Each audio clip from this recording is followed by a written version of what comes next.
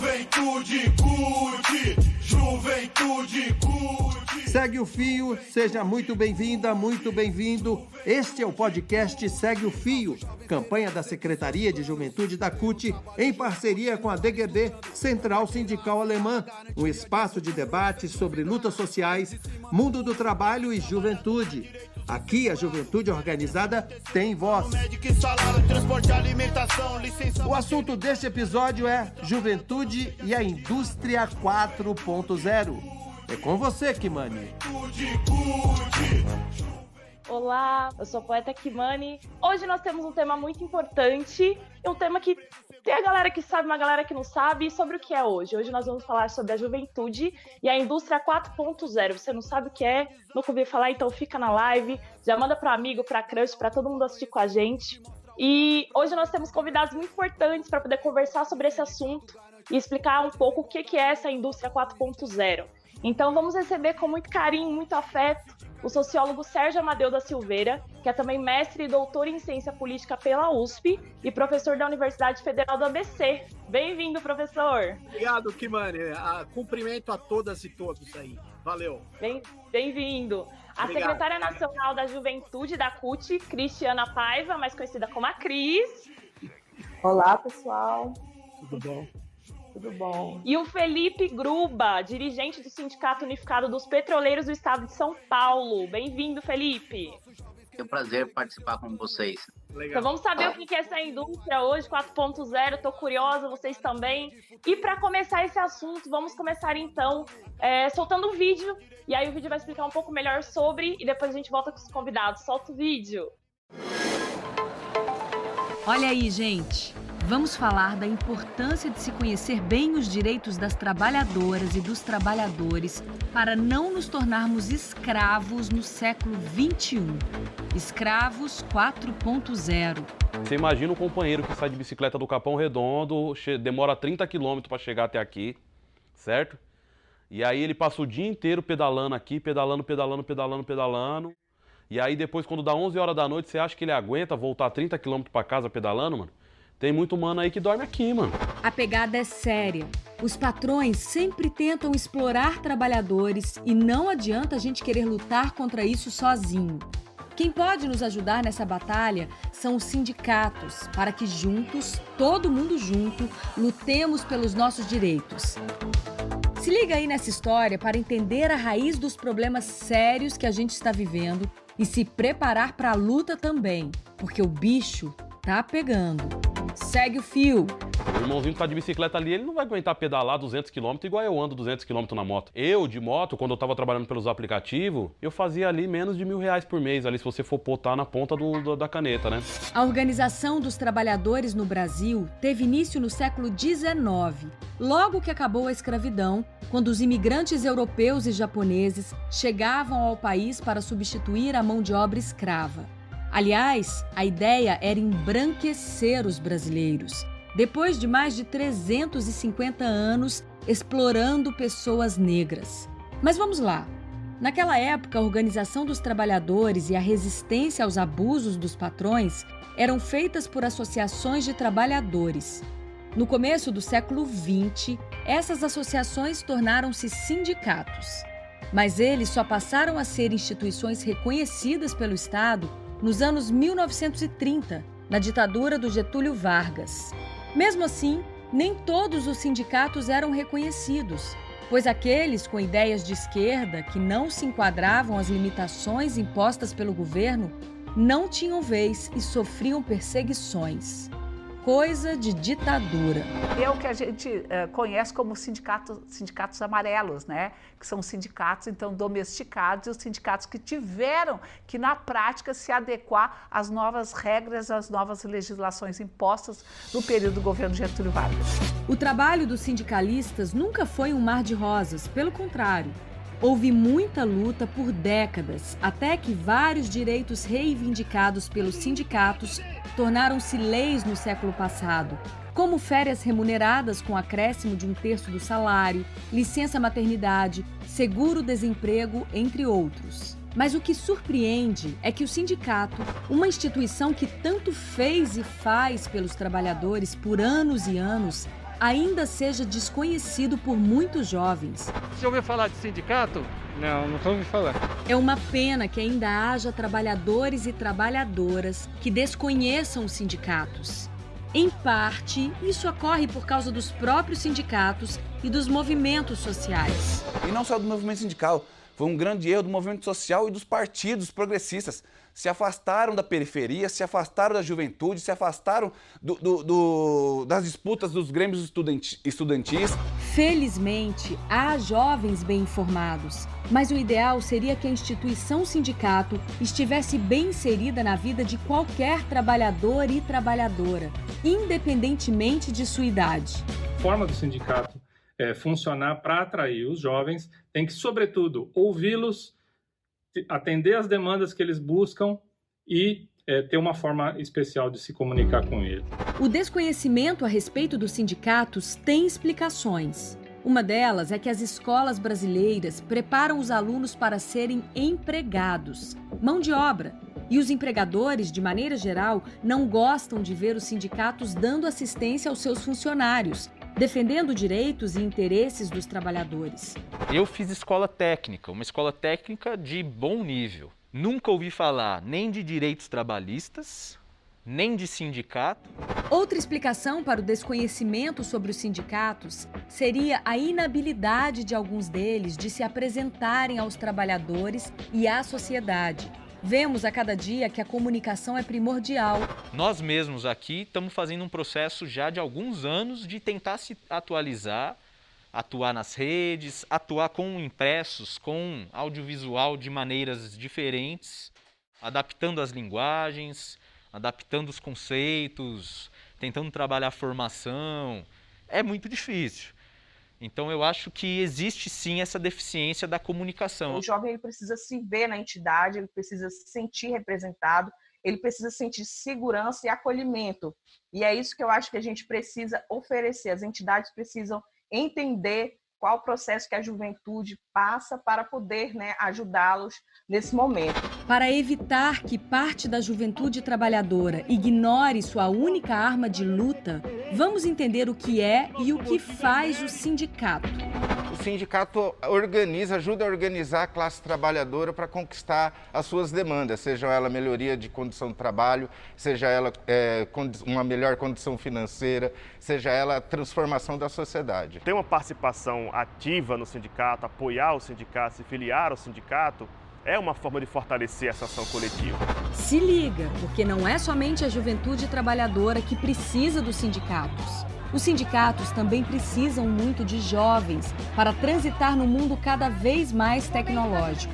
A importância do jovem nos sindicatos é porque você traz temas novos, você renova a prática sindical, você insere no cotidiano do sindicato a vivência prática da juventude. O jovem tem sim a capacidade de ser o presidente da entidade, de se ver representado pelas demais juventudes. O jovem precisa se adentrar às pautas, porque quem mais vai dizer o que a juventude precisa, senão o próprio jovem que está ali sofrendo na pele, aquela situação. O sindicato, na minha opinião, ela é a estrutura que mais simboliza a juventude, porque o sindicato é contestação, sindicato é transformação social, sindicato é meter o pé na porta no momento certo, saber negociar no momento certo. Então, é uma ferramenta muito importante para a classe trabalhadora e a juventude ela tem que se empoderar dessa ferramenta. Agora vamos falar um lance que está afetando demais toda a classe trabalhadora e se a gente não tomar consciência da importância dos sindicatos, vamos todos e todas nos dar muito mal. Depois do golpe parlamentar que derrubou a Dilma da presidência, 2 reformas destruidoras foram aprovadas no Congresso. A reforma da Previdência, que praticamente deixa essa geração e as futuras sem o direito de se aposentar. Os trabalhadores vão ter que permanecer por mais tempo no mercado de trabalho, e um mercado de trabalho que já é muito excludente, tanto em relação aos jovens quanto em relação às pessoas mais velhas. A outra reforma extremamente cruel é a reforma trabalhista. Em uma única canetada, ela acabou com tudo que foi construído. E você vê hoje o Bolsonaro defendendo abertamente que nós temos que trabalhar no Brasil de forma à beira da informalidade. E nós sabemos que a beira da informalidade no país é fazer com que o país realmente chegue ao fundo do poço. Por que ataca os sindicatos? Porque os sindicatos colocam limite em como o empregador pode utilizar a força de trabalho, mesmo sob o capitalismo. Uma das maldades da reforma trabalhista contra a classe trabalhadora foi o ataque aos sindicatos. A reforma cortou grande parte das verbas e dificultou a arrecadação da contribuição mensal feita pelos associados. Eu acho que é uma das estratégias que a gente tem, é organizar os informais, é organizar os autônomos que estão aí também nessa linha. Eu acho que é isso que os sindicatos estão fazendo nesse momento. O poder público está quase sempre do lado dos patrões. Por exemplo, a manifestação dos entregadores por aplicativos durante a pandemia em São Paulo causou muito impacto positivo para a luta, mas as consequências do protesto ainda prejudicam a sobrevivência dos manifestantes. As pessoas não sabem o tanto de multa que chega para os motoboy. As pessoas acham bacana lá, o buzinaço, os motoboy na rua, falam, nossa, que lindo, revolução e tal, não sei o que, aí vai para casa pedir iFood, mas beleza. Aí não sabe que a multa chega pro motoboy, e a multa é de 6 mil. Então você acha que o sindicato não fica assim, tipo, pô, mano, vou colocar motoboy na rua para tomar multa? É difícil. Existe uma necessidade de ação coletiva, né? Uma percepção de que apenas com uma ação coletiva é possível alterar sua condição de trabalho, ter capacidade de se impor diante do empregador. Os jovens entregadores trabalham quase que como escravos para plataformas altamente tecnológicas. É o mundo chamado 4.0 ou Indústria 4.0. Algoritmos e inteligência artificial substituem pessoas nas empresas em diversas funções. E o que sobra para grande parte delas são trabalhos precarizados, ou mesmo o desemprego. A gente tem que lidar com o robô, né? Quando o robô do aplicativo não dá conta, eles colocam você para falar com o atendente de telemarketing, né? Aí fica o entregador e o atendente de telemarketing trocando ideia ali, brigando, né? 2 precarizados brigando e o patrão contando dinheiro aí em algum lugar do mundo aí. As precarizações na questão de telecomunicações, salário baixo, muitas das vezes as empresas não reajustam o mínimo, né, que é em janeiro, e isso precariza a vida do trabalhador em todos os sentidos, né? Tira dele o poder de compra, tira dele uma vontade de estudar. Então, essa precarização ela afeta num todo, né? Na vida toda do trabalhador. A pandemia permitiu que as empresas deixassem muitos trabalhadores em home office e muitas delas se aproveitaram disso. As empresas, elas ficaram, né? Elas puderam não pagar o vale-transporte, que já é uma economia. Teve empresas que retiraram o ticket, né? Porque pensaram que o trabalhador estando em casa, eu acho que ele não vai comer, né? Deve ter sido isso que elas pensaram. E com tudo isso o sindicato ele tem chamado as empresas para conversar, tem conseguido reverter, algumas empresas estão voltando a pagar o ticket, mas essa questão do home office é uma realidade que a gente vai ter que se adaptar. Olha aí, o que importa nesse momento histórico e muito difícil para a classe trabalhadora é a solidariedade. E sabemos que ninguém consegue nada sozinho, que os jovens precisam dos sindicatos e os sindicatos precisam dos jovens, para continuarmos todos na luta pelos direitos sagrados das pessoas que produzem as riquezas do país. A luta não para. Segue o fio. Esses que estão aí sem carteira de trabalho, esses que estão mesmo com tendo carteira de trabalho, estão em situações mais precárias que os demais. Se não houver essas formas de organização, eles vão ser cada vez mais massacrados, sem perspectiva de viver, porque vão continuar vivendo para trabalhar e não trabalhar para viver. Juventude curte, juventude curte. Então, basicamente, a gente vê nesse vídeo sobre a indústria 4.0 e o impacto dela no mercado de trabalho. Vamos começar com o professor? Professor, qual, enfim, né, em resumo, qual que é o papel do sindicato e da juventude em todo esse contexto da indústria 4.0? Perguntinha fácil, hein, para começar. Bom, Kimani, obrigado aí pelo convite, cumprimento aí o Felipe, a Cristiana, e vamos lá. Primeiro, o seguinte, indústria 4.0 é um jargão que foi lançado no Fórum Econômico Mundial, que é o Clube dos Ricos Neoliberais em Davos, na Suíça. É mais um invólucro. Na verdade, é o uso de digitalização, robótica, automação, principalmente dentro das velhas estruturas do capital, né? Então, é o uso de internet das coisas, é a automação, é um conjunto de novas tecnologias aplicadas nas atividades. E uma coisa que eles não dizem, é um processo de plataformização. Rapidamente, o que eu vou falar? Só para vocês entenderem. O que está acontecendo hoje, pensa numa porta com uma fechadura de aço, muito robusta. Vocês pensaram? Eu abro e fecho a porta. Mas vem cá, uma grande porta no mundo industrial, ela não me dá a condição de saber quantas vezes ela foi aberta hoje, quantas vezes ela foi fechada, quem entrou, quem saiu. Sabe o que eu faço? O mundo informacional e dataficado, mais que digital, convertendo tudo em dados, sabe o que ele faz? Ele troca essa fechadura por outra que faz a mesma coisa, só que ela faz algo a mais. Ela vem com o digital.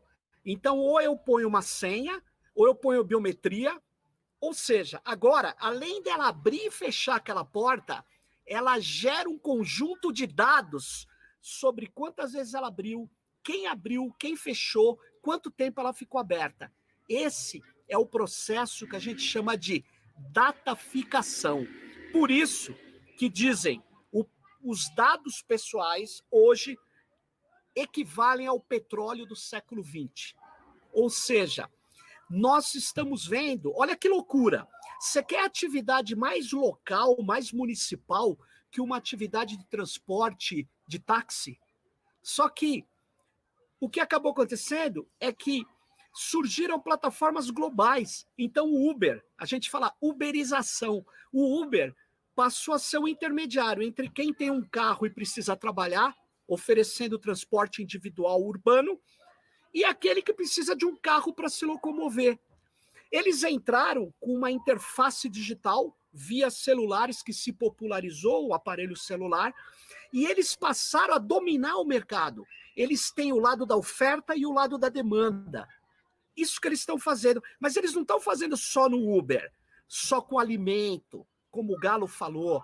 Eles estão fazendo em toda a indústria e agora chegaram na educação. E os professores não perceberam. Sabe o que aconteceu hoje no Brasil, gente? 70% das universidades brasileiras não tem mais máquinas, computadores que cuidam dos e-mails dos seus professores, alunos, estudantes. Sabe o que acontece agora? Eles foram entregues para o Google, porque o neoliberalismo diz, olha, é mais barato, ou então, é de graça. E aí, essas plataformas entraram, intermediando agora a relação entre professor e aluno.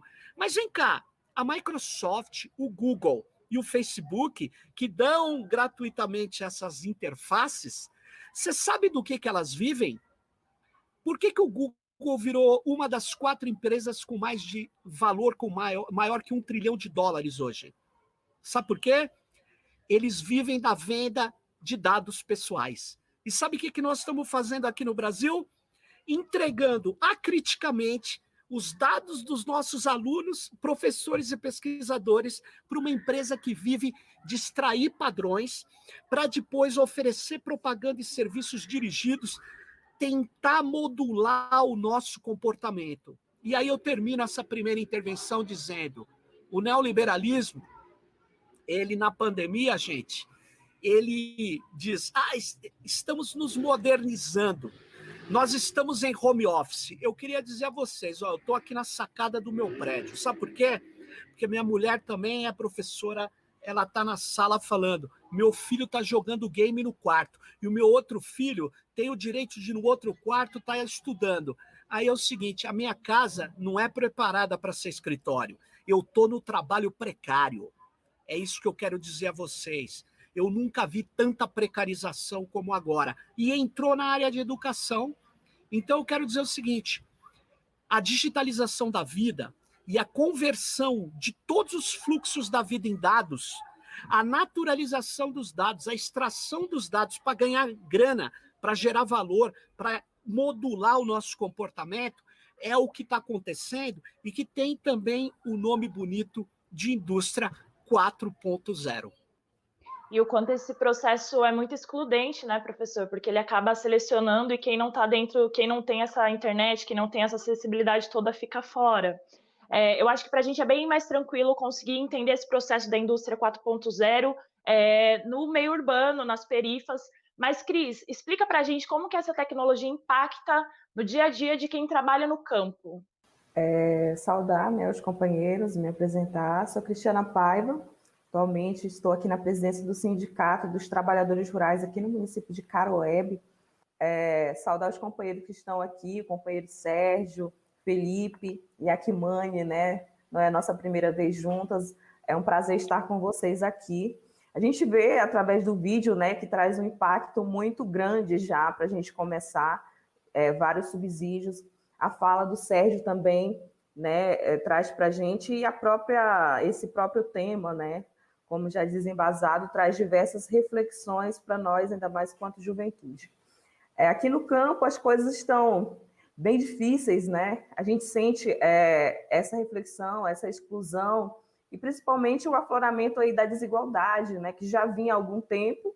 A gente já sentia muito, ainda mais o jovem, né, trabalhador rural, aquele trabalhador que está ali muito sem perspectiva e agora sem o acesso, né, devido à tecnologia, à internet. Eu mesmo faço faculdade na Universidade Federal aqui de Roraima e estou num processo de aulas remotas, em que 50% das aulas eu não consigo participar e a gente faz outro tipo de trabalho, né, enviado por e-mail, né? Eu estava ouvindo aqui o Sérgio, pensando na minha vida todinha, e a gente aqui numa forma muito difícil, sabe? E já até com vergonha de dar desculpa, né? Porque, professor, faltou energia, professor, a internet não está funcionando, professor, isso aconteceu. E a gente se sente muito mal. Tirando o lado sindical, de militância, né? Que a gente está aqui também, muitas vezes, não consegue participar de tudo, perde momentos extremamente importantes, debates, e a gente vê o quanto essa tecnologia, esse afloramento da indústria, o quanto isso está chegando de forma muito forte. Desde que eu entrei na militância, lá para 2011, 2012, eu já ouvia falar no avanço da tecnologia. Na escola, a gente ouvia que não ia ter mais professor, ia ser robô, que ia dar aula para a gente. Desde criança, a gente tem esses fantasmas, né, assombrando. E a gente lembra muito disso em nossas falas, em nossos temas, né, enquanto a gente conversa. Mas é um pouco disso. Hoje eu fazia uma entrevista, um jornal perguntando para mim como que está o desemprego do jovem do campo, né? E eu tratando a agricultura familiar como uma forma, né? Como que a gente vai entregar o nosso alimento se não, as escolas estão fechadas, a gente não pode ir para a feira porque é aglomeração, e tem todo o impacto, né? Que agora o campo brasileiro também, assim como a Kimani coloca sobre as periferias, muito importante, é a gente aqui também no campo, né? E vendo o jovem cada dia mais desesperançoso, né? Com o futuro, com o presente, já está difícil a gente trazer aquele gás para a nossa juventude, e um futuro aí incerto. A gente vê o impacto direto das reformas, a gente vê o impacto direto dessa precarização que está acontecendo na cidade, aqui no campo também a gente vê o impacto, porque a galera que não consegue mais comprar uma cesta básica, ela não vai priorizar os alimentos saudáveis, os alimentos do campo, ela vai priorizar o industrial, que é mais barato, que agora nem isso, né? Que é mais caro, e traduzindo assim um pouco do que está aí está acontecendo, está por vir ainda pior, né? Eu acho que um pouco de tudo isso, a gente vê a falta de segurança muito relacionada a isso no campo, a falta de segurança porque a gente vê que agora cada dia mais as tecnologias acompanham e a gente não consegue acompanhar. A gente vê que as políticas públicas para o campo cada dia mais precárias, né? A gente não tem acesso ao banco, e o banco agora, em sua maioria, é virtual, que o agricultor já não conseguia, muitos ainda não conseguem nem mexer no WhatsApp, Facebook, imagina no banco virtual, né? São diversos fatores, né, que trazem reflexões para a gente, o quanto nossos sindicatos, entidades, as nossas associações de base, a nossa CUT, né, as nossas confederações e federações têm aí para tratar, as lutas que a gente tem para travar e os desafios. E a nossa juventude, né, se posicionando, trazendo, né, esses desafios, que muitas vezes a gente trata muito do financeiro, muito das nossas bases, e precisamos voltar aí a trabalhar com as nossas bases, os reais acontecimentos, né, as nossas reais dificuldades agora no momento. Felipe, chegou seu momento. Quando a gente pensa nas indústrias, né, em especial a Petrobras, como que essas tecnologias têm impactado? Primeiro, saudar aí minha dirigente, Cristiana, né, da Juventude, da CUT, né, conhecendo pessoalmente, virtualmente, mas... E aí saldo, acho que todos os militantes cutistas, né, professor Sérgio Amadeu. No mundo, na Petrobras, até é interessante, essa semana, para a gente ter uma noção do avanço, né, tecnológico no mundo do trabalho, eu tive uma reunião aqui com a gerência, tanto da RH como a gerência operacional local, onde eles vieram colocar para o sindicato que eles estão com a intenção de acabar com o grupo de turno, né, a operação local num terminal aqui próximo do aeroporto de Guarulhos, que é próprio para abastecer o aeroporto de Guarulhos. E por que eles querem acabar com esse turno, que é um turno ininterrupto de 24 horas, onde ficam operadores ali, né, no dia, todos os dias, 24 horas por dia, 365 dias por ano? Porque a tecnologia permite que eles possam operar remotamente lá do prédio da sede da empresa no Rio de Janeiro. Então, a gente vê o avançar da tecnologia impactando no mundo do trabalho.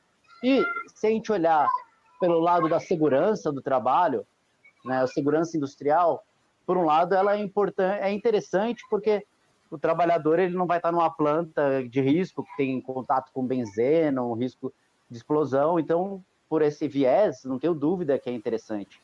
Mas se a gente olhar pelo viés da luta de classe, né, da correlação capital-trabalho, aí, para a gente do sindicato, fica extremamente difícil, né? Porque como que a gente vai mobilizar e dialogar com um trabalhador que não está nem na nossa base e operando e mexendo num produto que é na base do nosso sindicato, né? Então, isso cria uma distopia, uma loucura, da qual a gente vai ter que se aprofundar e buscar saídas, né? E a pandemia deixou isso muito claro, né? Da noite para o dia, a Petrobras colocou 30 mil trabalhadores em home office.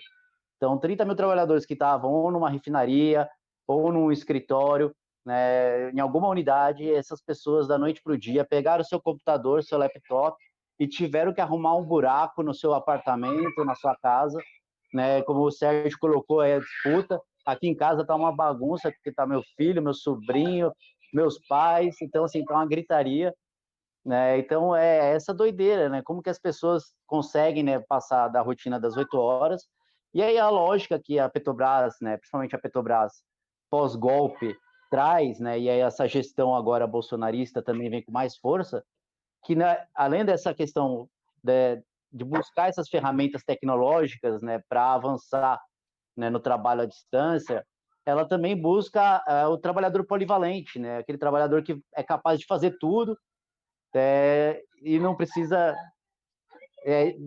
acaba com a especificidade, né? Então ele opera, mantém, faz a questão da segurança. Então cada vez mais, né, antes a gente via na Petrobras uma especificidade, um trabalhador muito específico, né, um cara para manutenção de elétrica, outro de mecânica, um cara para ver a segurança industrial, um outro para operar. E hoje a gente vê, né, a lógica dessa empresa é uma lógica do trabalhador polivalente, capaz de fazer tudo, e a gente sabe que isso amplia o risco, né, cada vez mais, e a ampliação das remunerações, né, que não são fixas, né, e aquelas remunerações que passam a ser variáveis, né, mais variáveis que a própria PLR, que é instrumento criado, né, pelo governo Fernando Henrique, que agora eles acham que ainda está muito...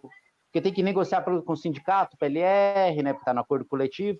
Então eles criaram um instrumento que é a parte disso tudo, aonde um cara que é gestor, está no alto cargo, pode ganhar 10, 15 remunerações, e o peão, se atender tudo, ganha 1,5.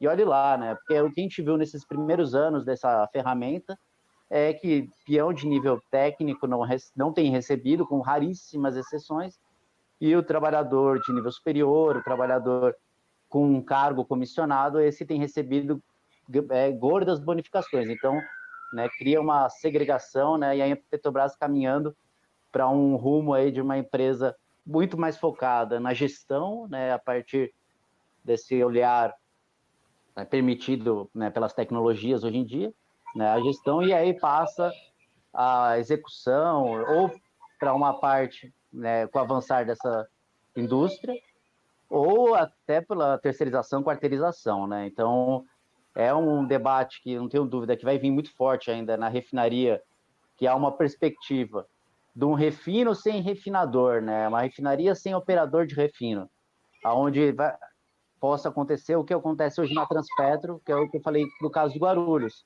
O operador fica lá no Rio de Janeiro e opera um terminal aqui, né, em Guarulhos, que abastece o maior aeroporto aqui de São Paulo, o aeroporto de Guarulhos, um dos maiores aeroportos do mundo.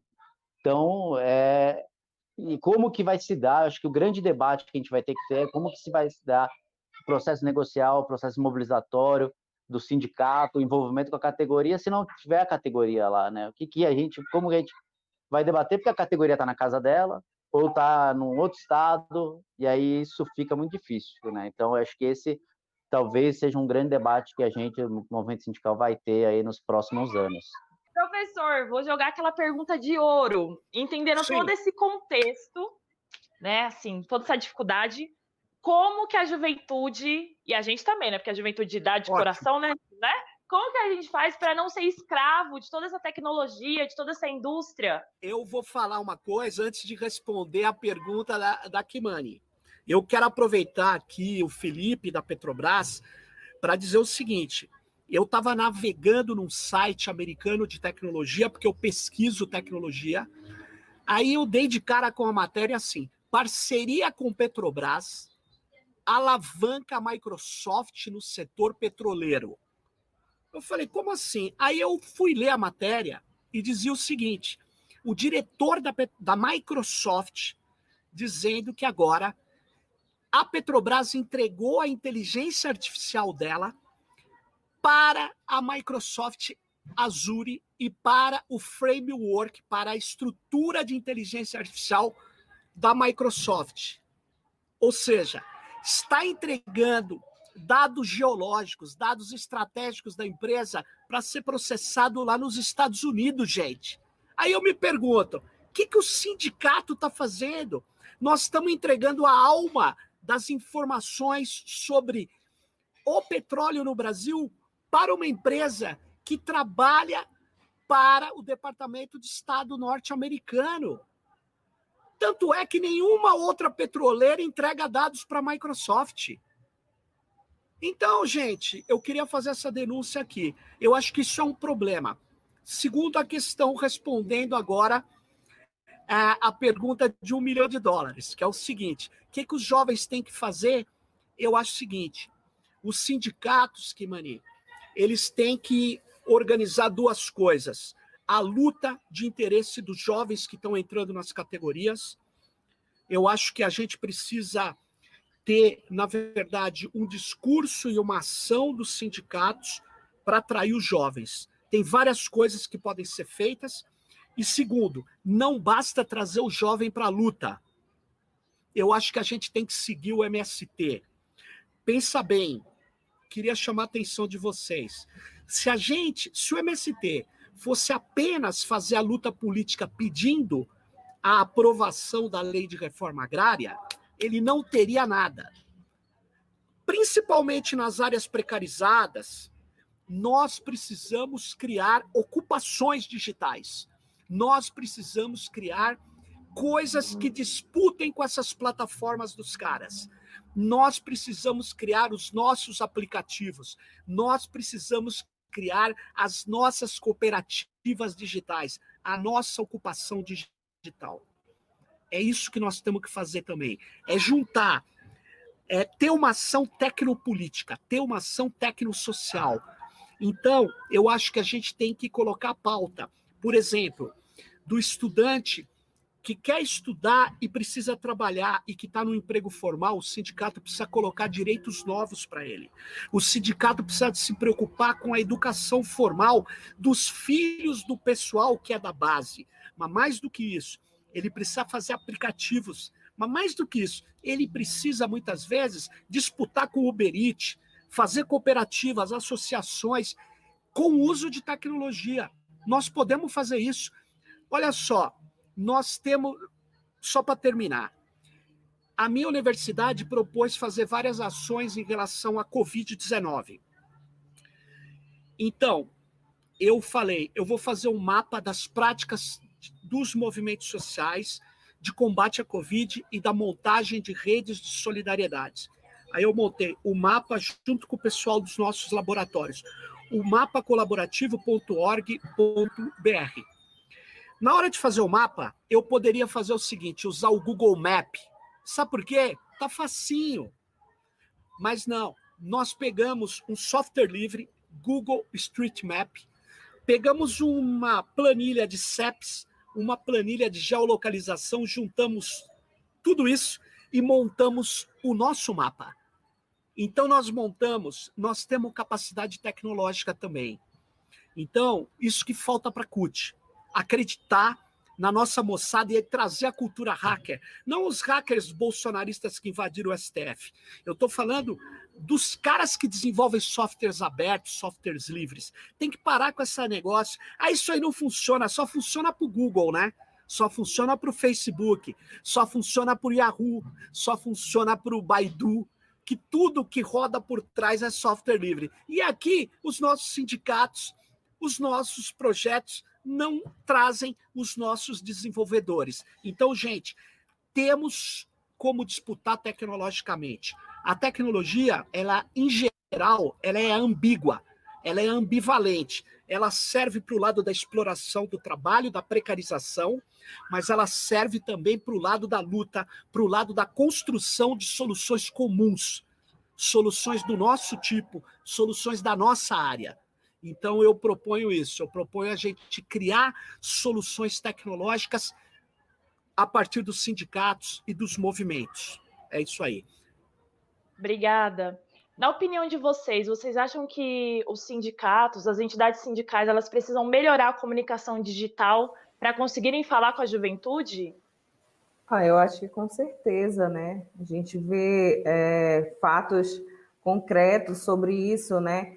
A gente mesmo manda, né, os nossos cards com as pautas, com a live e tudo agora, e se comunica muito assim agora. Eu acho que a gente precisa ampliar, concordo muito com o que o Sérgio coloca, quando ele falou tecno-sindical, né, tecno-social, falou muito dessa questão, eu me vi ali porque vinha de um debate que isso trouxe muito forte, essa nossa necessidade, quanto a gente tem que se organizar, e sair um pouco do nosso, né, discurso e da nossa estrutura muito formal, né, que muitas vezes não abre para esse tipo, né, de ideia e de instrução. A gente precisa muito melhorar a nossa comunicação, a gente sabe que a gente perdeu muito um espaço, né, a gente faz um cruzamento de dados ainda com as nossas lives muito pequeno, a gente precisa com certeza ampliar, impactar mais pessoas. Um vídeo como esse, por exemplo, nem todas as pessoas têm um acesso, né? E a gente precisa cada vez mais compartilhar. Muitas vezes a pessoa do nada vê um vídeo como esse e começa a se achar no mundo que está vivendo aí já, muitas vezes até com mais de 30 anos, né? E não sabia o quanto as coisas mudaram, o quanto a tecnologia avançou e a gente precisa se capacitar, né? Para estar neste mundo agora. Gruba? Bom, acho que pegando um pouco do ponto aí do Sérgio, nesse bojo da Microsoft, a Petrobras pressionou os trabalhadores, né, a baixarem no celular, não no celular corporativo que a empresa dá para uma parcela dos trabalhadores para o trabalho, mas aquele celular que você comprou aí no carnezão da Casas Bahia, que está pagando, falou, baixa esse aplicativo aqui da Microsoft, que é importante. E esse aplicativo da Microsoft, ele tem uma questão que ele pega todos os seus dados particulares. Eu não manjo muito dessa área de tecnologia, mas eu lembro que no momento que a Petrobras veio com isso, forçando as pessoas a baixarem um aplicativo que é ruim, que é prejudicial, né, no celular particular, a gente, né, a FUP, o Sindipetros, no Brasil, denunciamos esse processo para que as pessoas, né, não façam isso, porque não são obrigadas a baixar um aplicativo que vai sugar todas as suas informações e utilizar contra você, né, no celular particular. No celular da empresa é da empresa, aí são outros 500. Né? E aí, em relação a esse processo, né, que a atual gestão bolsonarista que a Petrobras tem, eu não tenho dúvida que é entrega total, né? O atual presidente da Petrobras, quando vai assumir a empresa, ele fala que o sonho dele, sonho de infância, é vender a Petrobras. Isso é um crime de gestão temerária. Porque um presidente falar isso, o cara da ANP falar isso, ele pode até, mas o presidente de uma empresa falar que ele quer diminuir uma empresa, ele não pode, ele está agindo contra o interesse financeiro, né? Então, isso mostra qual é o interesse desse pessoal, que é vender, é destruir, é entregar na mão grande para as multinacionais, coisa que as multinacionais, as empresas privadas de petróleo não fazem, que é entregar seu conhecimento, seu know-how, né? E a Petrobras tem o maior know-how de descoberta de petróleo, foi a maior descoberta de petróleo nos últimos 30, 40 anos no mundo, foi a Petrobras que fez, governo Lula, governo Dilma, que foi o pré-sal brasileiro, que hoje a gente ouve a propaganda da Petrobras. Mas entrando no ponto de juventude, que eu acho que é importante, e aí pegando também um pouco do vídeo inicial, que passou aí no início do debate hoje, eu acho que para mim fica gritante, né, a necessidade que o movimento sindical brasileiro, e não só a CUT, mas eu acho que a CUT como principal central sindical tem que dar esse norte, é de ter a juventude nos papéis e na frente, nas lideranças do movimento sindical. Não dá para a gente ter juventude em secretaria de juventude, negro em secretaria de racial, mulher em secretaria de gênero. A gente tem que ter a juventude na presidência do sindicato, temos que ter a juventude na tesouraria, na secretaria de comunicação. Porque como que a gente vai fazer comunicação, vai dialogar com esses novos trabalhadores, com esses trabalhadores uberizados, com toda essa relação que tem tecnológica, com um sindicato que ainda está nos anos 80, aí é uma conta que realmente não vai fechar mesmo. Então, é óbvio, não é um discurso aqui de muito bem, obrigado a Deus, nossos companheiros formadores da CUT, óbvio que não. Mas é necessário e urgente que os sindicatos cutistas e os demais sindicatos, que a gente consiga inverter essa lógica de que aqui é meu feudo e ampliar, né, os espaços, principalmente os espaços de mando, né, das estruturas sindicais, porque é de lá que a gente vai fazer os debates de como que vai ser essa comunicação, de como que a gente vai dialogar com a juventude, com esse trabalhador que não tem mais direito trabalhista, porque foi destruída a nossa CLT, que não tem mais direito à aposentadoria e que está num mundo aí totalmente digital e que, por um lado, às vezes até gostam, né, por uma leitura de mundo diferenciada, né, mas que a gente vai ter que saber dialogar. E aí, não acho que nem sou eu mais, porque estou com meus 36 anos, consigo dialogar com um trabalhador de 20 e poucos. A gente tem que sempre estar num processo aí de renovação e buscando a juventude, porque eu vou ter dificuldade de conversar com os trabalhadores mais velhos e também com os mais novos, né? Então a gente precisa ter no movimento sindical toda essa mescla, né, etária, social, racial, de cultura, de tudo, porque é assim, de fato, o sindicato vai representar a categoria e poder disputar essas pautas e disputar mentes e corações, né, que acho que é o fundamental para a gente tentar avançar num processo que é gigantesco, que é dessa modernização da indústria 4.0, de toda essa lógica da uberização do trabalho. Então, a gente precisa de um sindicato que esteja conectado com a categoria, que esteja conectado com o dia a dia e pensar novas formas também, né? Porque hoje a gente vê uma grande parcela de trabalhadores e trabalhadoras em áreas onde não tem sindicatos, porque eles são ditos os tais empreendedores, né, pelo grande mercado aí, né, como o entregador, o Pedro Galo, que até aparece no vídeo, teve uma atuação muito interessante, né, nesse processo aí dos breaks dos apps, né, debatendo isso, né, não nós somos trabalhadores, né, então acho que a gente tem que buscar, a CUT buscar também formas de dialogar e construir ferramentas de diálogo.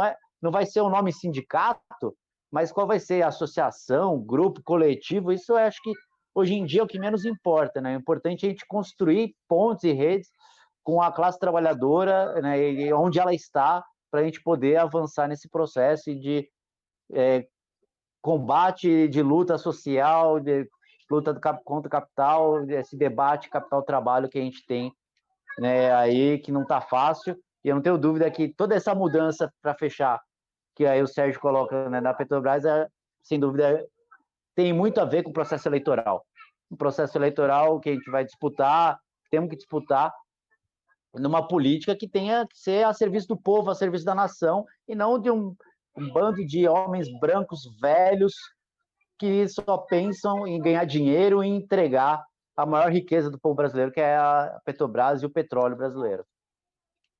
Professor, quer fazer suas considerações também? Olha, eu quero fazer mais uma. É o seguinte, eu fiquei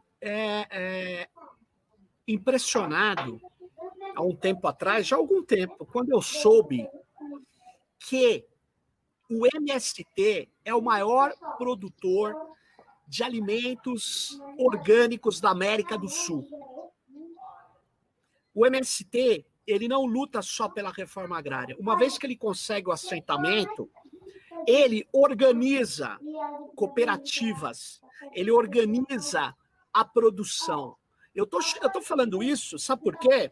Os sindicatos, para trabalhar no mundo dos precarizados, ele tem também que trabalhar com a ideia de, além de organizar a luta dos jovens, a luta da categoria, ele tem que olhar onde ele pode organizar cooperativas, associações de produtores digitais. É isso que eu estou chamando a atenção. Eu queria reforçar essa questão que eu falei. A gente tem uma grande possibilidade pela frente. E outra coisa, a CUT não pode entregar suas informações, as informações dos sindicatos, para, na verdade, esses grupos neoliberais que querem destruir o próprio sindicato. Então, uma das coisas básicas, eu faço uma pergunta a vocês. É assim, a CUT não tem nem e-mail próprio, que eu vou chamar atenção melhor. A gente não tem uma empresa de e-mail confiável no Brasil. A gente não tem uma empresa de hospedagem de dados confiável no Brasil. A gente não tem, e deveria ter. A CUT deveria fazer isso. Se ela se cotizar, ela monta uma estrutura, porque nós temos... aqui no Brasil, gente, a gente tem caras muito bons de tecnologia e que são do nosso lado. Nas listas de hackers no Brasil, na eleição de 2018, eles chamavam a gente, sabe do quê? De hacker mortadela, porque a gente era de esquerda e aqui no Brasil é dividido, o movimento nosso é muito forte. Então, a CUT é apartada disso, os sindicatos não se integram isso. Então, eu queria chamar a atenção disso para vocês. É isso aí. Muito obrigada. Professor Sérgio, fora a precarização instaurada pela indústria 4.0, o Brasil vem passando por um processo de desindustrialização, desalento. É o que nos vem à cabeça. Vai sobrar emprego? Eu vou dizer o seguinte, o processo de tomada de emprego está acontecendo, mas ele não é igual com a tecnologia em todos os ramos da indústria. Ele não é igual, tá? Está acontecendo coisas em várias regiões, faltam empregos de alta tecnologia e de média capacidade tecnológica, e sobram empregos de baixa capacidade. Por outro lado, tem lugares, você pega a cidade de Gonçalves, Minas Gerais, cidadezinha, 4 mil habitantes, não tem mão de obra. Por quê? Porque o trabalhador lá, ele não quer mais trabalhar ganhando migalha. Então, o que falta lá é trabalho de mão de obra. Então, você tem uma disparidade no Brasil. Então, o que a indústria robótica, as novas tecnologias trazem? Elas trazem desemprego em algumas áreas e emprego em outras. Então, nós precisamos ficar ligados nisso. Não é certo que só traz desemprego. Agora, o neoliberal aproveita isso e fala, olha, você tem que virar um empreendedor, você tem que virar um cara que não tem mais direito. Você tem que virar um trabalhador SA, onde você é patrão de si mesmo e você é o único empregado. Nós temos que atuar contra essa ideia, que é uma ideia fajuta. Quem te disse que a tecnologia destrói direitos? Davos. Eles disseram lá na Suíça assim, olha, tá vendo esses robôs, tá vendo essa tecnologia? Isso aqui exige que você seja um precarizado. Da onde você tirou isso? Aonde está escrito isso? Em lugar nenhum. É uma lógica imbecil, mas que eles vêm com força e repetem na televisão e nos jornais. Eu queria só dizer mais uma coisa. Além dessa naturalização de que tem que destruir salários, direitos, é como se fosse choque de placas tectônicas que nós não controlamos. Na verdade, isso é uma decisão de grupos empresariais e forma um discurso ideológico. Nós não temos que aceitar a destruição de direitos. E, para enfrentar o desemprego tecnológico, nós precisamos de uma renda básica de cidadania.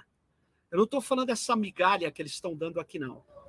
Eu estou falando de recursos mínimos para cada cidadão nascido em nosso país poder ter uma vida digna e ser consumidor e manter a economia funcionando. Isso exige renda básica de cidadania. Isso não quer dizer que tendo uma renda básica se destrói o salário e destrói o sindicato. Não. O que eu estou dizendo é o seguinte, todo mundo que nasce deve ter o direito a um mínimo social de existência. E o Estado tem que pagar isso. Ah, da onde vai tirar esse dinheiro? Vai tirar esse dinheiro da economia. Vai tirar esse dinheiro, em vez de dar dinheiro para banqueiro, em vez de dar dinheiro para dívida, você vai gerar uma renda superior para que as pessoas possam viver minimamente. Ah, mas então ninguém vai querer trabalhar. Mentira. Mentira. Porque a renda básica, ela não exclui a necessidade de trabalho.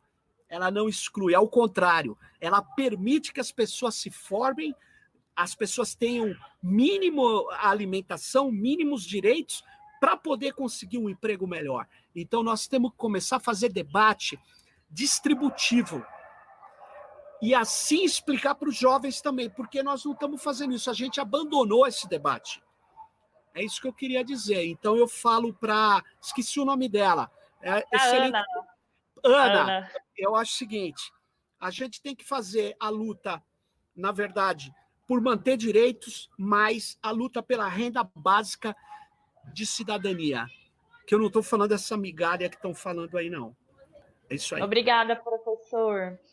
Vou abrir, então, para as últimas considerações, as breves considerações. Cris, você quer começar? Tá certo. Agradecer, né, o momento, a participação com os companheiros. Eu acho que a gente deixou bem claro o que está acontecendo, o que a gente vem, as nossas propostas, né, quanto trazer esse tipo de informações concretas, sérias, né, que trazem aí imensas reflexões para a nossa juventude, mas também para toda a nossa estrutura sindical, inclusive a CUT, né, nas palavras do Felipe aí, eu entendi muito bem, a gente tem mesmo que começar a ocupar diversos espaços, e muitas vezes, né, nem sempre é na base da conversa, da boa conversa, muitas vezes é na base dos empurrões, né, que a juventude vai fazendo o seu espaço, vem trazendo aí a sua força.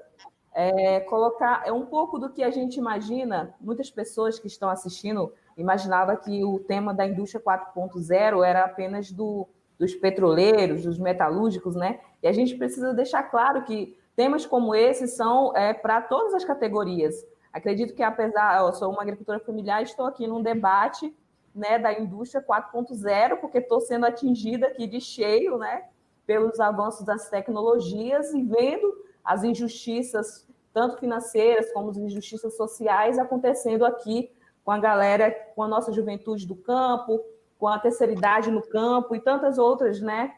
As mulheres negras no campo, né? A violência muito grande. Mas, assim, eu acho que a gente conseguiu trazer o que é o sindicato, o que nós queremos trazer, a nossa transformação social. Temos que reestruturar direitos, rever conceitos que a gente tinha, agora a gente tem que mudar. É o momento dessa mudança, né? Eu acho a nossa solidariedade é a união das nossas pautas e organização quanto juventude. Eu acho que é um pouco disso, a nossa luta não para. Foi um prazer estar com vocês e sigamos aí juntos. Contem conosco sempre aí na Secretaria Nacional e um abraço para todos vocês, um abraço virtual. Obrigada, Cris. Abraço também. Gruba. Opa, queria agradecer o convite, né, poder participar desse debate, que é muito legal, muito importante, né, ouvir. Acho que quem não acha que a indústria 4.0 não está no campo, tá equivocado, porque não tenho dúvida que com certeza vai pressionar e vai chegar também, né, no campo, se já não chegou em boa parte. Muito obrigado. Muito obrigada, viu? Professor? Opa, eu quero também agradecer, muito legal, cumprimentar novamente aí o Felipe, a Cristiane, a Kimani, e quero insistir na seguinte coisa: nós precisamos montar cooperativas e coletivos tecnológicos para retomar com força os sindicatos, né? Para fortalecer a estrutura sindical. E é possível fazer isso e atrair muita gente que tem muito conhecimento tecnológico, muitos jovens, e a gente pode fazer isso. E acho essa a minha mensagem aqui. A tecnologia não serve só para exploração. A tecnologia pode ser reconfigurada, recombinada e utilizada também para a libertação, para o fortalecimento dos direitos de cidadania, dos direitos sindicais. Obrigado pela participação. Valeu. Obrigada. Obrigada a todos os convidados. Muito obrigada. Obrigada, parabéns. Obrigada, CUT. Segue o fio. Sindicalização é o caminho para que a coisa mude. Juventude, CUT. Trabalho digno é conquistado com atitude. Juventude, CUT. Povo organizado, não aceita injustiça. Juventude, CUT. Pra melhoria de classe, consciência política. Juventude, CUT. Segue o fio.